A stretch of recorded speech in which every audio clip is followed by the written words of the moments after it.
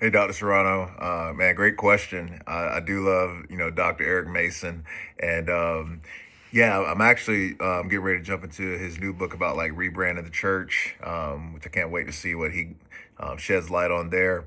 But to your question, yeah, when I looked at urban apologetics, it was really helpful for me because you really do see how like society, culture, even just like the environment you're in do shape and influence how we interpret scripture, especially when you're talking like cross cultural context, when you're trying to share the gospel, evangelize, witness.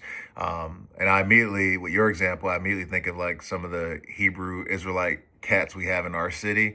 I see these guys at Virginia Beach or even at Buckrow Beach, and I get into a conversation from time to time. And you really see, like you said, the example with Islam, how we can have our favorite preacher trump sound doctrine in scripture. So to get to it, I do think Christians absolutely can make that error a couple of ways. We joke about the TikTok prophets, right?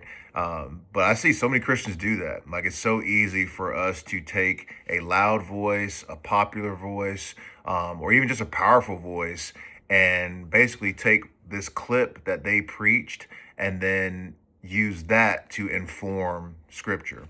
I think when tradition or preaching frameworks, when they become trump cards, that's when we've gone too far. And I think as we preach, again, writing sermons and stuff, we just have to be mindful of that. Like be real clear when we're processing as opposed to when we're exegeting the scripture.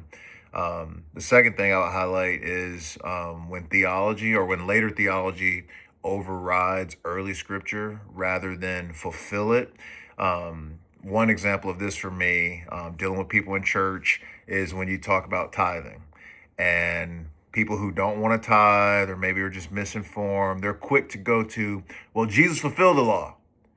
Yes, he fulfilled the law. He didn't erase it. And I just think that's just another practical example of how just in our normal rhythms, but even in some of our preferences, we can take the gospel and blur the lines of greasy grace, just smearing away the Old Testament.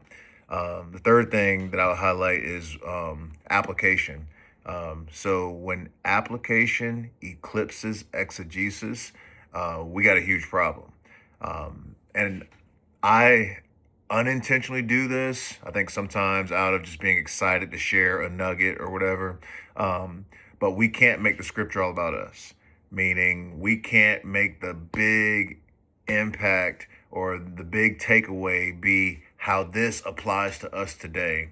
We really need to make sure that we're helping people in their spiritual formation wrestle with what the application would have been for the thing I'm preaching right now. For Joshua, what did consecration look like for Joshua? What did devotion look like for Joshua?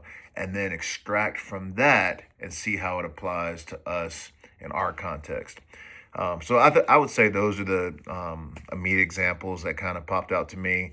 And obviously, it is a danger that we as Christians can easily practice some of the same hermeneutical fallacies as other faiths. So appreciate the question.